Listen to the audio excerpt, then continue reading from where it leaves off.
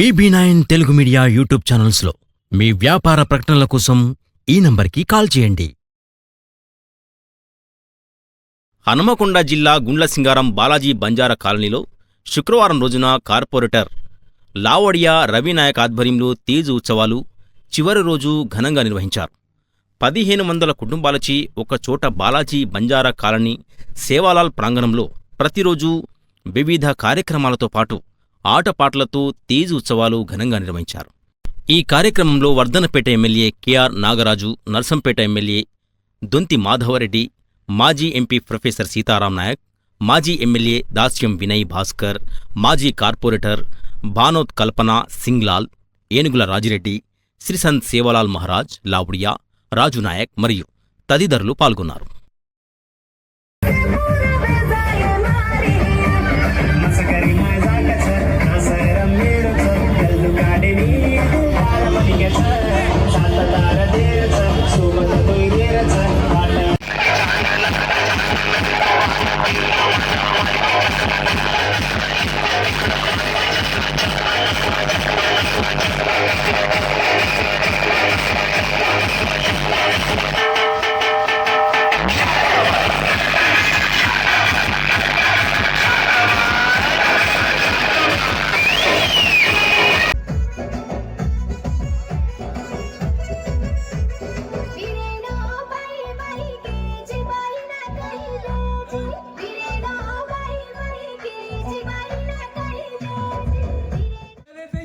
Dress కావాలంటే కనీసం 3-4 మాసాలు నేత వేసి అవన్నీ కుట్టినట్టయితే ఒక డ్రెస్ అవుతుంది.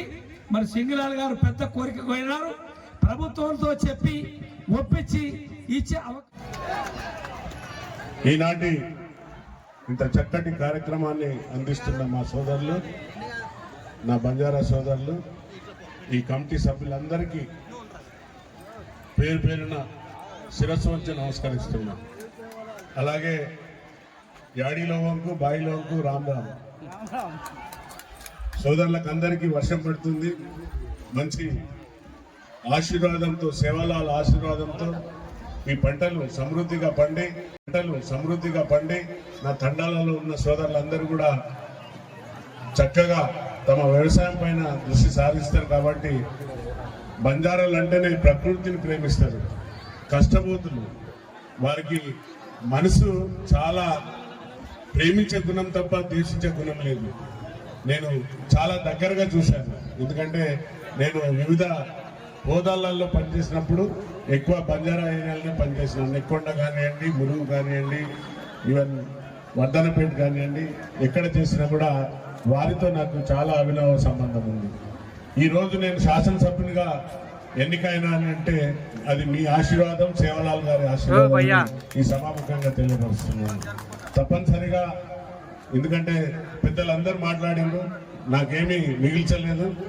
మా ప్రొఫెసర్ గారు సీతారాం అన్న ఇద్దరం చాలా మిత్రుల్లాగా, ఒక కుటుంబం, ఫ్యామిలీ లాగా. వారింటికి నేను పోయేది, మా ఇంటికి వారి ఫ్యామిలీతో వచ్చేది. సో వారితో ఉన్న సంబంధంతో వారిని మొత్తం వివరించమని చెప్పినాను. అసలు బంజారా అంటే ఏంటిది అనేది చాలా ఇంపార్టెంట్, వారి లైఫ్ స్టైల్ ఎట్లుంటుంది చెప్పమని చెప్తే వివరంగా చెప్పిండు. అలాగే నేను, డాక్టర్ రామచంద్ర నాయక్ గారు, తర్వాత మా విప్ మురళీ నాయక్ గారు, ఇంకా మిగతా ఎమ్మెల్యేలు రామదాస్ నాయక్ నాకు కూడా అవకాశం కల్పింది. ఆ రోజు సేవాలాల్ యొక్క పుట్టినరోజు సందర్భంగా క్యాలెండర్ ఆవిష్కరించి ఇదే విషయాన్ని అడిగినాం. అన్న, ఈ పండుగ చాలా ఇంపార్టెంట్, గౌరవ ముఖ్యమంత్రి గారిని కోరినాం. దీన్ని కూడా సెలవు దినం ప్రకటించాలంటే వారు ఒక్కటే మాట ఇచ్చారు, ఏమంటే ఫస్ట్ ఏ డే మీరు ఈ యొక్క తీజ్ ఉత్సవాలు చేస్తారు ప్లస్ సేవలాలు చేస్తారు, మీరు ఒక డేట్ నిర్ణయం తీసుకోండి. తప్పనిసరిగా మీరు చెప్పినట్టుగా ఇది ప్రభుత్వ పండుగగా గుర్తించి సెలవు ప్రకటించే విధంగా మీరందరూ రిప్రజెంటేషన్ ఇస్తే దాన్ని ముందుకు తీసుకెళ్తాను. అలాగే పెద్ద కోరిక కోరిండు మా సింగలాల్ భాయ్, అది 10,000 అవుతుందంట ఖర్చు ఒక డ్రెస్ తయారు చేయడానికి. మరి బతుకమ్మ చీర మీకు ఎంత కష్టమో తెలుసు, బతుకమ్మ చీరకు వీటికి కంపేర్ చేస్తే ఎంత ఖర్చు అవుతుందో తెలుసు. అయినా కూడా తప్పనిసరిగా ఈ ముందుకు తీసుకెళ్తాను. సీఎం గారి దగ్గరికి తీసుకెళ్ళి మీ యొక్క కోరికలను నా కోరిక కూడా తెలియపరుస్తాను.